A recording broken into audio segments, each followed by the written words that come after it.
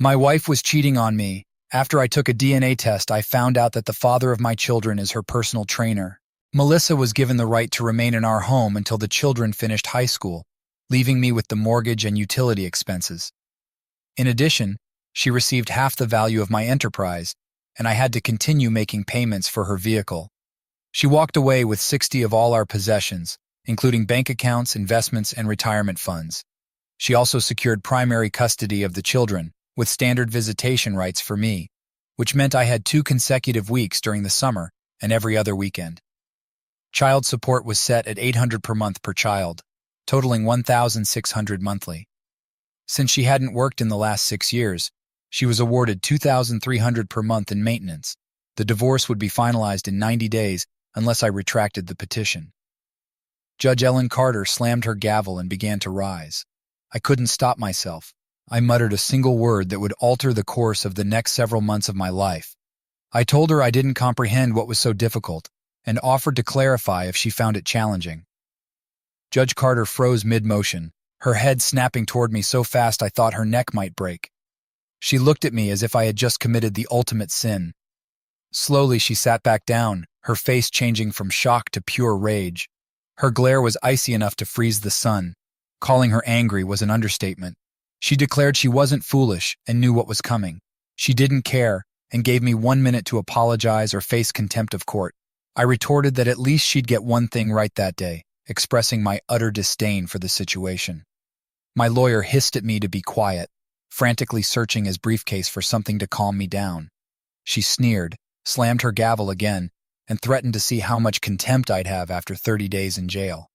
Sarcastically, I suggested 60 days and asked if she wanted to go for more. I even added that maybe if she got laid occasionally, she wouldn't be so difficult, raising both middle fingers and telling her to use them to reach a climax and perhaps be less of a nightmare. In my view, she needed a change more than anyone in history. I reflected on the situation, thinking someone might have called 911. 2 possibilities crossed my mind: either she was about to have a stroke or her head was going to explode. Surprisingly, no smoke was visible from her ears, though her face turned an alarming shade of red. After my outburst, she was livid and sentenced me to 90 days. Her voice sounded demonic as the bailiffs took hold of me. My lawyer looked utterly defeated, and the courtroom was in shock. I couldn't help but laugh, which probably explained the psychologist visits I had over the next couple of weeks in lockup. The letter from my lawyer's firm the next day, saying they were dropping me as a client, didn't come as a surprise. So, you're probably wondering what that was all about. Here's a little background. My name is Tom Anderson, and I'm 34 years old. I was born to a decent middle-class couple in the South. I grew up with traditional values where there was a clear sense of right and wrong, respect was earned, and you didn't cheat. Your word meant something. The principles I was raised with were to work hard, be generous with what you have, and stay true to your values. Treat others how you want to be treated. Most people don't consider the flip side. Treat others how they treat you. The Christian thing to do is turn the other cheek, but I've never been good at that. I have a notorious stubborn streak, and when I feel wronged, I don't let it go. In high school, I dated Lisa Brown for a few months. We had an argument and broke up, but it was understood to be temporary. We'd cool off over the weekend and make up by Monday. Unfortunately, I saw my cousin Mark taking Lisa to the theater on Saturday. Mark and I were like brothers, the same age, inseparable growing up. He knew we'd probably get back together, but he took her out anyway. From that moment, he was dead to me. When Lisa tried to talk to me on Monday, I ignored her. At church on Sunday, Mark approached me, but I stared at him silently. When he finished talking, I walked away. Even at Sunday dinner with our families, I ignored him. He tried to play video games with me, but I just left. Our parents tried to make me talk to him, but I refused. A year later, after I stole his girlfriend, I still wouldn't speak to him. I even hit him when he confronted me. He sent me a wedding invitation years later, but I ignored it. When I married Melissa, I invited every member of my extended family to the wedding except Mark. Yeah, I know holding grudges isn't the smartest thing, but when someone intentionally wrongs me, I don't forgive easily. Mark and Lisa's betrayal was no honest mistake. Right now, many of you might think I'm an idiot. If that's the case, let me annoy you a bit more. I firmly believe in facing the consequences of your actions. If you drive drunk and get caught, expect to lose your license, pay higher insurance, and perform community service. If your job depends on driving, you lose your job. That's what I call a foolish tax. If a girl gets pregnant at 18 because she didn't use protection, her foolish tax is being called mommy for the next 18 years. If a guy gets his prom date pregnant, he should step up and take responsibility. Choices have consequences, and it's called personal responsibility. I refused to pay for someone else's mistakes. So I worked hard in high school, got good grades, earned scholarships, and went to college. I did well with the ladies and kept my grades up. I was always on the better-looking side and took care of my health. Sure, I got into more than my fair share of fights because of my beliefs, but I won more than I lost and stayed in good shape. Women found me attractive enough. I graduated with a degree in economics and a minor in accounting, then went on to get my MBA. I landed a decent job at a large company making good money. Being single with not many bills, I started playing the stock market and found I had a knack for it. I did pretty well. A few months into the job, I met Melissa at a party. We hit it off. I asked her out, and it went from there. She was beautiful, and I'm not just saying that because she was my girlfriend. Everywhere we went, she turned heads. All my friends commented on how they'd try to move in if we ever broke up. Even my lesbian friends joked about trying to turn her. Eventually, I proposed, she accepted, and we got married. Melissa went to college too. I joked that she went for her Mrs. degree. She didn't get that, but she did graduate with a degree in art history, which landed her a job as a barista at a local coffee shop. For those confused, an MRS degree signifies a girl who goes to college to delay adulthood and graduates with a husband to take care of her. Yes, I'm an arrogant idiot. Get lost. We settled into married life. Melissa quit her job a week before the wedding and became a full-time homemaker. Our sex life was great, and we bought a nice 3-bedroom house. I was doing well at my job and making good money on the stock market. We weren't living extravagantly, so we saved a lot. All my bonuses went into investments, and I maxed out my 401k contributions. I aimed to retire before 40. Excelling at work, I got substantial bonuses and promotions, climbing the corporate ladder. A few years into our marriage, I came home one Friday to find Melissa dressed up with a huge smile. "Hurry up and get showered and changed. We're going out to celebrate tonight, Daddy." Holy moly, did she just say what I thought she said? We had been trying for a few months, so it wasn't out of the blue, but still it was a surprise. I swung her around, kissing her face all over, figuring we'd be toning down celebrations because of her pregnancy and then the baby. We lit up the town that night. The next several months were joyous as we prepared for our new addition. Then we got another shock twins, 2 little girls. I couldn't wait to spoil them and have 2 daddy's girls. I was on top of the world. The day finally came, and we rushed to the hospital. Our 2 little girls were born a few hours later, beautiful and healthy, with all their fingers and toes. Being twins, they stayed in the hospital a few days longer, but everything was fine when we took them home. Both families were there to greet us. Everyone was happy. My mom couldn't stop staring at them. She was thrilled to finally have the grandchildren she'd been wanting. Life changed for us. I decided that working for the big company kept me away from my family too much.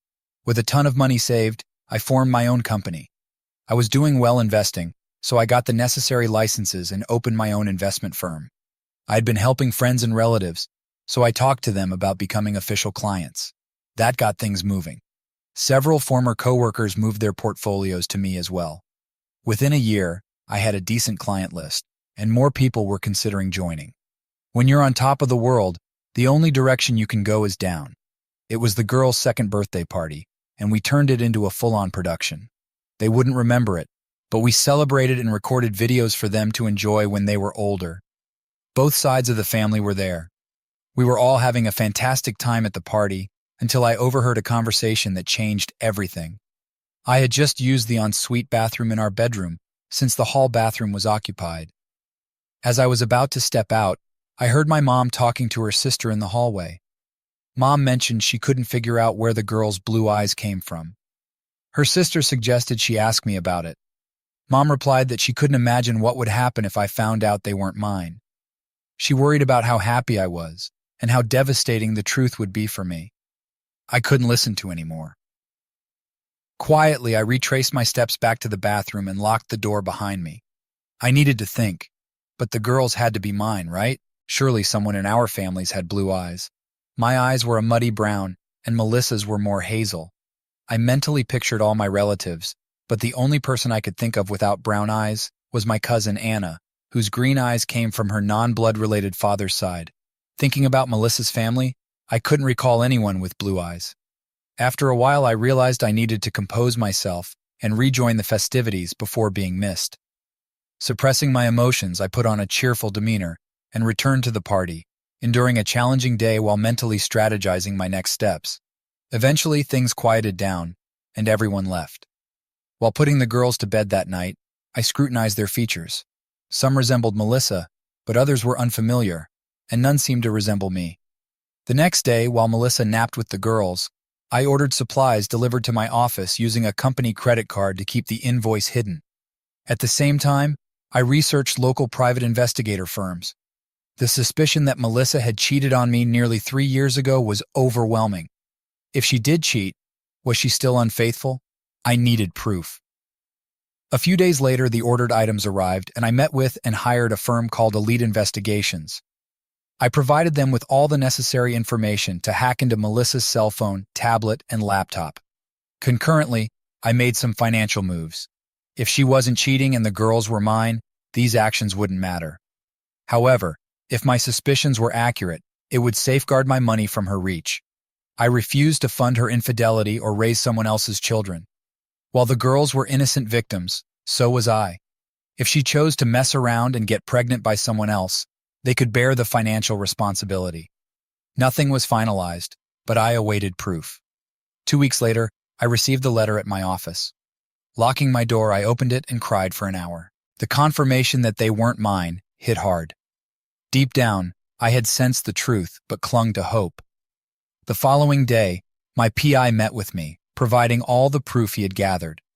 Melissa was still involved with her blonde-haired, blue-eyed personal trainer, meeting him a couple of days a week and even taking the girls to his apartment. The audio confirmed they were aware of the real father. The next afternoon, I consulted a divorce lawyer. Rejecting his conventional advice, I prioritized the children's well-being and insisted on preparing the documents, but delaying filing until the right time. The preparations took 2 months, and with zero net income and assets on paper, I left Melissa a surprise. When my cousin Mark and his wife Lisa showed up that weekend, I explained that they had come to see me in my office a couple of weeks ago. After serious discussions, they acknowledged their wrongdoing, sincerely apologized, and I decided it was time to let things go. Goddamn, you people are gullible. Yes, Mark and Lisa did visit me, and they did apologize. That's all true. I genuinely forgave them and welcomed them back into my life. However, I may have overlooked a couple of irrelevant details. Just coincidences, really. Lisa's family includes members who aren't above bending a few minor laws. Some are large and don't hesitate to engage in the occasional barroom brawl. There's even speculation, irrelevant to this story, that a few might be enforcers for a local group of shady businessmen, but it's just gossip. A couple of days before Mark and Lisa's visit, there was a news story about a personal trainer at a local gym being mugged after foolishly trying to fight off 5 muggers. He ended up with a broken jaw, shattered nose, broken ribs, a broken arm, dislocated kneecap, and ruptured testicles. He'll be in the hospital for a while. The police should address the crime issue in town, but there are no suspects since the attackers wore dark clothes, gloves, and ski masks. The blonde-haired, blue-eyed victim will recover after reconstructive surgery and physical therapy, though intimacy might be off the table for a few months. He'll find his car at a chop shop, his credit cards maxed out, bank accounts emptied, and his identity stolen, leading to years of legal battles. Surprisingly, Melissa was despondent for about a week after the mugging, possibly concerned about the rising crime rate. Despite my offer to enhance home security, she remained unsettled. On Monday morning, I instructed my lawyer to complete the paperwork and file it, aiming to have her served on Friday afternoon. He attempted to persuade me to make changes, but I remained firm. By Tuesday, the forms were ready for my review and signature. Meeting him at his office, I finalized everything. He warned me again, but I decided to humor him by giving her the house and even throwing in the investments. However, I made it clear I wouldn't pay a dime beyond that. If she chose to keep the house, She'd be responsible for the mortgage and utilities. Notably, there hadn't been a dime in the investment accounts for over a month. I had no issue giving her 100 of 0. Unbeknownst to Melissa, I had been quietly moving my tools and personal items out of the garage and the house over the past few weeks. Most of my home office equipment and larger belongings found a temporary home at Mark and Lisa's ranch, while smaller, less valuable items were transferred to a one-bedroom apartment I had secretly rented. This apartment was in a complex owned by an offshore LLC with elusive owners, making it nearly impossible to trace back to me. Friday morning finally arrived. I headed to work like any other day, but with a plan in motion. A few days earlier, Mark had helped me move my truck to my office. I left my car there, hopped into the pickup, and drove straight to the bank. I withdrew all the money from our accounts, leaving just $200 in both checking and savings. I also emptied our safety deposit box. Then I drove to the ranch and combined the cash and valuables with my other belongings. I didn't want to risk anyone discovering a new safety deposit box or tracing a wire transfer. Cash would be necessary for what was to come. Why trust Mark and Lisa? Simple. The mortgage on their ranch was held by the same offshore LLC, and despite everything, Mark was still family. You don't mess with family without consequences. The rest of the family took it personally when Mark and I finally reconciled. Returning home late that morning, I parked a few blocks away to check the GPS tracker ID installed on Melissa's car. She was at the mall just as I expected. Rushing home, I parked in the driveway. Over the past few days, I had packed the last of my clothes and belongings, leaving them in the garage. I tossed the boxes into the truck, then quickly grabbed the remaining clothes from the closet and dresser, hangers and all. It took only a couple of trips to load everything into the truck. I didn't bother closing the garage or even the front door as I was leaving. My phone rang. It was Melissa, likely because her credit cards had been declined. I glanced at the GPS signal showing her car moving in my direction and laughed. I tossed my phone onto the table and walked out the door. Within minutes, I was several blocks away, arriving at my new apartment. I unloaded everything from my truck and set it up in my new place.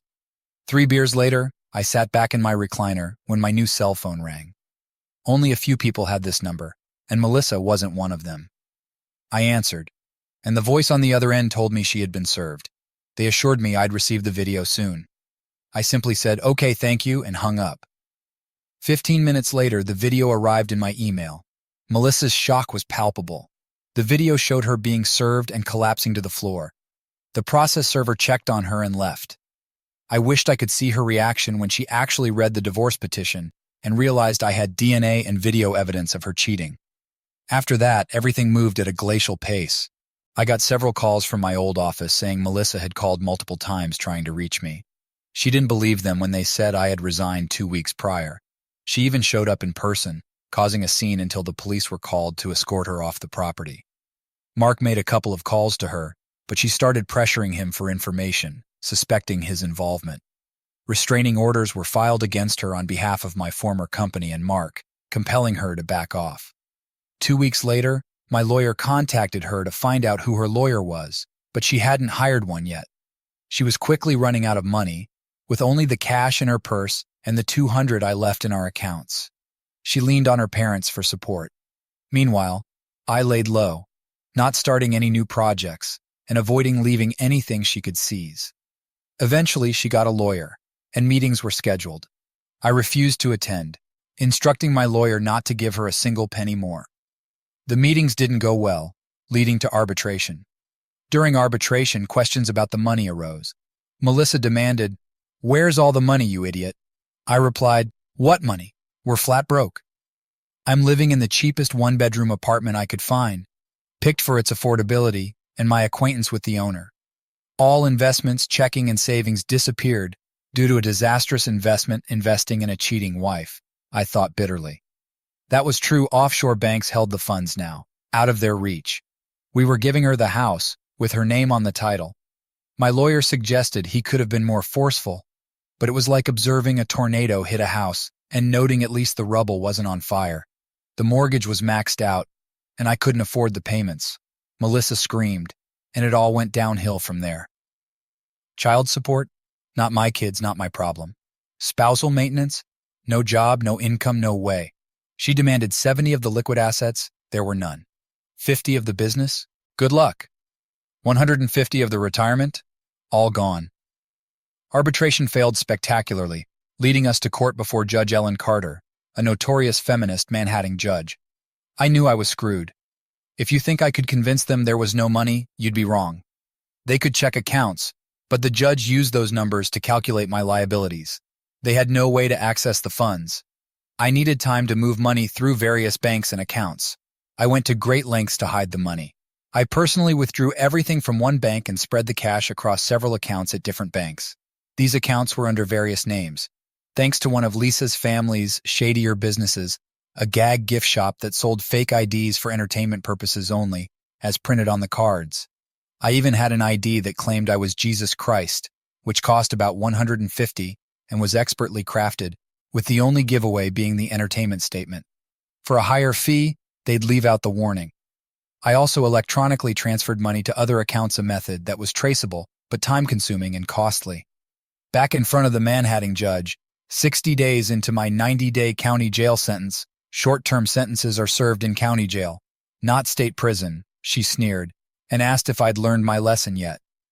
I replied, about not marrying a cheating spouse? I learned that long before your court. She clarified that she was referring to my attitude in her court, with the vein on her forehead throbbing dangerously.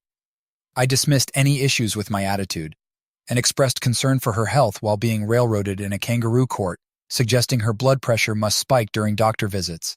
She warned me that she could extend my stay in jail, and given my attitude, would add another 30 days. She then brought up the purpose of the meeting, questioning why I hadn't made my first 2 child support or maintenance payments to my ex-wife. She also inquired about the absence of my lawyer, questioning if they had abandoned me. Frustrated, she implied that intelligence was supposed to be a requirement for being a judge, and thanked me sarcastically for correcting her on that. She condescendingly offered to explain things in a way that even a 5th grader could understand. By this point, I was starting to think she actually despised me. I'm in jail. I have no access to money. Because I have no access to money, I can't send any. Since it was your decision to put me here, I suggested she explain why she was the reason the cheating woman can't get the money she was trying to steal from me. I asked if she understood or if I needed to slow it down for her. I was then escorted back to my cell for another 90 days, 30 from my original sentence, 30 from her first tantrum, and another 30 that I managed to rack up at the end. To be honest, it really wasn't that bad. Sure, the food sucked, but I still ate it. I had a decent bed to sleep in and lots of free time. I made good use of the weights and exercise equipment. I didn't have many problems inside. First off, my courtroom antics quickly became common knowledge in the jail, earning me a few friends. Second, Lisa's family has a few connections that can be useful on the inside. There was only one problem, and it came from one of Melissa's less intelligent cousins. He thought it would be a good idea to get arrested for a minor offense and spend a week in jail to teach me a lesson. The entire jail population recognized him before he even set foot inside. It didn't take much brainpower to figure out his intentions. Spotted halfway across the yard, an inmate accidentally collided with him while tossing a football, elbowing him in the gut. Undeterred, he continued his quest but was then struck by a basketball 20 feet further. The passer apologized profusely, and another accidental elbow to the chin followed while he was being helped up. After shaking off the incidents, he resumed his trek toward me. With my back turned, he tried to sucker punch me, but I wasn't clueless. Anticipating it, I spun around and delivered a forceful kick to his groin, a clear 65-yard field goal. His accumulated misfortunes landed him in the infirmary. 2 days later, he refused yard exercise, spending most of his time in his cell until he was released. Back in court, facing the judge, she inquired if I was ready to apologize. I asked, for what? She specified, my vile courtroom outburst. I responded, I really don't know what you're talking about. Dismissively, she warned me to keep a civil tongue or face an extended stay. I expressed frustration, mentioning that another judge might take over and that she was on my last nerve. Sarcastically, I suggested that I might start stomping my feet, and perhaps she'd need an EMT in the courtroom if she had a stroke. I pointed out that no child support, maintenance, mortgage, or utility payments had been made as ordered. I explained that I couldn't pay anything while jailed, couldn't work, and emphasized that the kids were not mine. I added that my ex-wife was a cheat and should pay for her own life, maybe charge for it. Addressing another issue, I stated that I had given her half the business and she should have plenty of money. Melissa's lawyer interjected, explaining that they had been unable to take possession of her part of the business. Mr. Anderson had sold his company to an overseas entity about 2 months before filing for divorce, and they hadn't determined the actual owners. Suddenly, an attractive woman approached, stating she represented the board of directors for the firm that purchased the business. She moved to dismiss the ruling, giving Mrs. Anderson any part of a business owned by her ex-husband. She argued that it was irregular to award ownership without the business involvement, since the purchase predated the divorce. This company had no bearing on the case, and they rejected any claim of ownership by Mrs. Anderson. Someone queried about the money from the sale. The young woman explained that the transfer of ownership and payments were conducted overseas. I'm not privy to that information, but my understanding is that the money from the purchase never entered U.S. territory, making it not subject to U.S. laws. Any claim on that money needs to be addressed with your ex-husband, possibly in the country where the money is located. Melissa's lawyer pressed on. Which country is that? The young woman replied, the initial transfer was to Belgium, but it was moved shortly after. I don't know where it went after that. My ex-lawyer, growing more desperate, pointed out that the house was nearing foreclosure since the mortgage hadn't been paid for 3 months, and the utilities were about to be cut off. He mentioned that Melissa's parents had helped initially, but it was becoming too much for them. Despite finding work as a waitress at a local diner, Melissa's income wasn't sufficient to keep up with the bills. The judge turned to me, saying I had 1 week to catch up on all the overdue payments.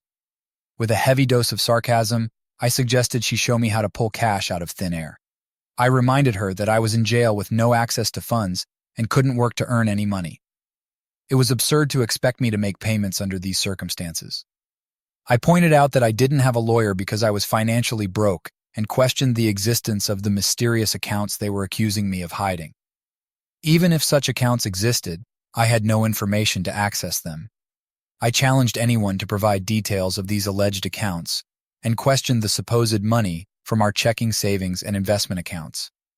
I explained that my company had been in poor shape due to previous bad investments, forcing me to sell it at a loss to cover expenses, leaving no money left over. Seeing the court's skepticism, I shrugged, indifferent to whether they believed me. I suggested my ex-wife might have taken the money while cavorting with her boyfriends. Her lawyer objected, saying my accusation didn't make sense. I shot back, it makes as much sense as keeping me in jail without access to money and demanding I make payments. The judge warned me she could keep me in jail until I paid. I stared at her incredulously and sarcastically replied that it made perfect sense to keep me where I couldn't comply with their demands while insisting I meet those demands. 3 months later, the house went into foreclosure, and Melissa lost her Lexus due to non-payment. Unable to afford an apartment, she moved back in with her parents, working 30 hours a week at the diner. Desperate, they begged the judge to release me so I could start making payments.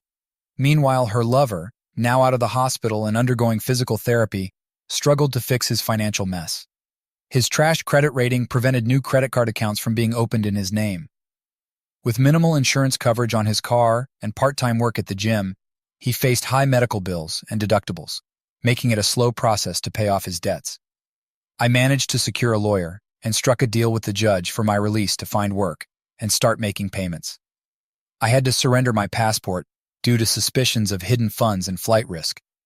I started working at a local fast food restaurant and moved in with Mark and Lisa at their ranch. Although I knew I was being watched, most of the cash was already hidden. For the next 3 months, Melissa got a court order to garnish my minimum wage, which provided her with very little. During this period, I finalized my plans with Mark. While I was in jail, he emptied my apartment and divided my belongings among our extended family. Packages were sent to a common location undetected by surveillance. Visitors discreetly moved packages during family gatherings and barbecues. I spent my days working or staying at home, avoiding going out. The restaurant eventually obtained a restraining order against Melissa for her constant disruptions at the restaurant. A discreet payment to the manager ensured I kept my job. My lawyer, who initially represented the new owners of my former company, started visiting me at the ranch. Eventually, I hired her as my attorney. She was as fierce as a barracuda, especially during our poolside meetings, ignoring ethical concerns about our lawyer-client relationship. I joked that lawyers treated scruples as negotiable currency, with morals being nothing more than large paintings on walls. So, you're curious about my finances. Yes, I did sell my firm. No, I didn't sell it to myself. I had no intention of letting Melissa get any piece of the firm I was divesting from. By conducting the sale overseas, I ensured the money stayed out of U.S. jurisdiction and beyond Melissa's reach. Bringing any of it into a U.S. bank would expose it to her claims due to the judgments against me. That simply wasn't an option. The sum was substantial, and with my investment accounts, it amounted to around $10 million. I had about $200,000 in cash from various sources, including safety deposit boxes, checking and savings accounts, and safes. Some of this cash went into my plans, but I still had about $150,000 on hand. With no intention of taking the cash with me, I planned a final move. On a sunny Saturday afternoon, we hosted a big barbecue with the extended family. Everything was set for a memorable gathering. I helped Mark with the grill and smoker, and Amanda, my lawyer, mingled with the guests. Later in the afternoon, one of Lisa's uncles approached me, expressing gratitude for helping Lisa and Mark and for reconnecting with them. We chatted, and he discreetly handed me an envelope, which I passed to Amanda for safekeeping. As the evening progressed, I made a grand announcement. The lien holder for the ranch had confirmed that the mortgage was fully paid off, and Mark and Lisa now own the ranch free and clear. The news triggered an explosion of celebration. We partied late into the night. As the guests started to leave, Amanda mentioned she had an early flight the next morning and left with a group of 6 other cars. Her flight was out of an airport in the next state. She had packed earlier and had everything ready in her leased car when she arrived at the party. Instead of returning to her rented apartment, she headed straight to the airport. No one noticed the man climbing out of the back of her car in the parking garage, nor did they pay attention to the man casually walking 50 feet behind her as they made their way to the international terminal. Tom Anderson couldn't travel outside the U.S. because he had surrendered his passport to the court, but Jason Williams's passport didn't raise any eyebrows. No one even glanced at the couple holding hands as they boarded their first-class flight to Mexico City. Amanda White disappeared there, and in her place, Erica Williams joined Jason Williams for their connecting flight to Ecuador. 2 days later, Greg and Emma Johnson arrived at their new hacienda on the Caribbean coast of Costa Rica. Along the way, they had become members of the Mile High Club. Strangely, an old Chevy pickup resembling the one that vanished from Mark and Lisa's ranch awaited them. 2 weeks after the barbecue, a bench warrant was issued for Tom Anderson. He was fired 2 days after the barbecue for a no-show, no call. With no payments made to his ex-wife since then, Mark and Lisa faced the court. A lawyer in a sharp suit argued that the couple had no responsibility for their cousin, who had rented a room and then disappeared. They even filed a suit against him for back rent. All they could say was that he drove off in his old pickup one afternoon and never returned. Though skepticism was high, there was no proof to contradict their story. Over the next several years, Tom Adams ran a small charter fishing business, and Emma managed their cozy beachside cantina.